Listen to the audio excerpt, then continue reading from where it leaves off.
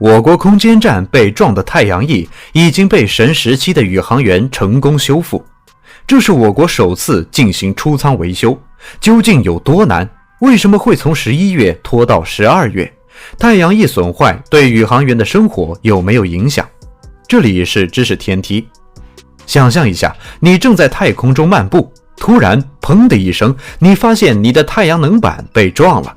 这不是电影情节，而是真实发生在我们的空间站上的事情。首先给大家讲一下什么是太阳翼。太阳翼就像是空间站的太阳能板，负责接收太阳能，给空间站提供电力。这可是空间站的心脏，没有了它，空间站就像没有了动力源，所有的科学实验、日常生活等都会受到影响。那么太阳翼是怎么受损的呢？原来空间站在轨道上飞行时，偶尔会遭遇一些微小的太空碎片，它们有可能是废弃卫星的残骸，或者是其他宇航器留下的小片段。虽然它们看起来很小，但因为高速运动，撞击力非常惊人，就像是一颗小石子儿以高速撞击汽车挡风玻璃，虽小但力量惊人。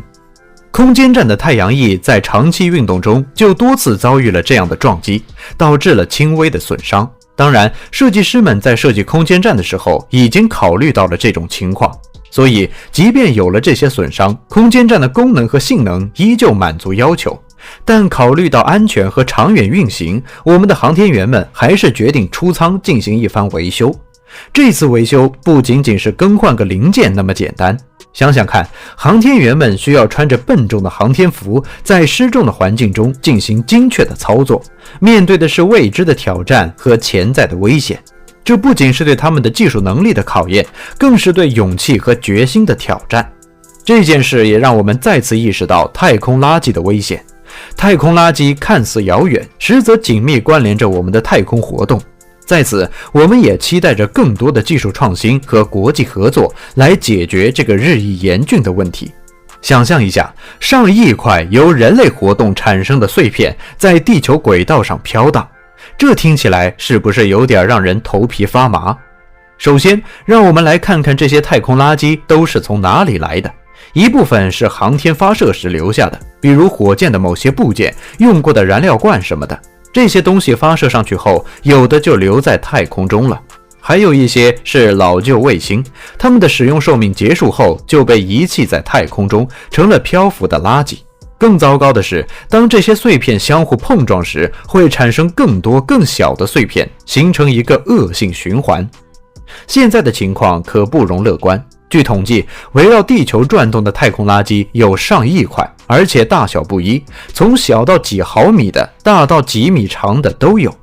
这些垃圾以惊人的速度在太空中飞行，速度可达每秒10千米。想象一下，就算是花生大小的垃圾，以这样的速度撞击航天器，其毁伤力相当于子弹的100倍。所以，即使是小小的太空垃圾，也是对空间站等航天器的巨大威胁。这里有个真实的例子，2016年，一颗微小的太空碎片撞击了国际空间站上的一个观景窗，导致了一个直径为7毫米的裂痕。虽然看起来不大，但如果不及时处理，后果不堪设想。你看，就算是宇航员们在太空中，也得提心吊胆，随时可能遭遇这些无形的子弹。面对这样的情况，我们不得不思考如何解决这个日益严重的问题。目前，国际社会正在寻求多种方法来减少和清理太空垃圾，比如设计易于回收或自行销毁的航天器，或者开发专门的清理太空垃圾的技术。这不仅是技术上的挑战，也是对全球合作精神的考验。宇航员修复太阳翼究竟有多难？太空维修听起来就像是科幻电影里的情节，但这可是真实发生的故事。我国11月底计划出舱维修，但一直到了12月下旬才行动。这其实是因为太空维修的难度极大。让我们先来了解一下国际空间站的维修历史，它揭示了太空维修的难度和重要性。同时，对于我们中国航天员来说，这也是一次前所未有的挑战。国际空间站的维修历史非常丰富，美国曾经通过太空行走修复了发射上天后就出现重大故障的天空实验室空间站，而苏俄航天员也多次出舱活动修理和平号空间站。这些历史事件显示了太空行走维修的重要性。美国还通过太空行走5次维修了哈勃空间望远镜等卫星，这些经历都彰显了航天员出舱维修的重要性和难度。在太空中进行维修，航天员面临着巨大的挑战。首先，太空中没有路可走，航天员在失重状态下无法用腿行走，主要依靠手来移动。其次，太空的环境极其恶劣，航天员必须使用复杂而可靠的出舱活动系统。如果系统中某个重要部件出现故障，航天员的生命安全就会受到威胁。空间站的在轨维修涉及众多复杂因素，这些包括维修操作逻辑、动作逻辑、人机界面和操作知识。外部影响因子还包括操作空间、维修工具的使用、时间压力、视觉遮挡和航天服的影响。再加上近期太阳活动异常强烈，引发了广泛关注的地磁暴事件，这对电力网络、GPS 信号、卫星运行、航空和航天活动带来潜在影响，包括辐射风险。实验数据分析表明，这些因素能够显著影响维修任务的耗时和难度。现在，让我们把目光转向我们自己的航天员。这次对中国空间站太阳翼的维修，将是中国航天员首次太空出舱维修。想一想，这对我们来说意义重大。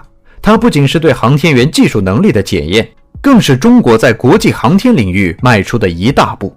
在全球眼光聚焦的时刻，我们的航天员将展示中国航天的实力和成就。舱外维修，这不仅是技术上的挑战，也是心理和体力上的极大考验。这次任务的成功将为中国航天探索开辟新的道路，也将激励未来的航天员们在太空中继续创造奇迹。知识天梯，专注你不知道的实物科普，我们下期再见。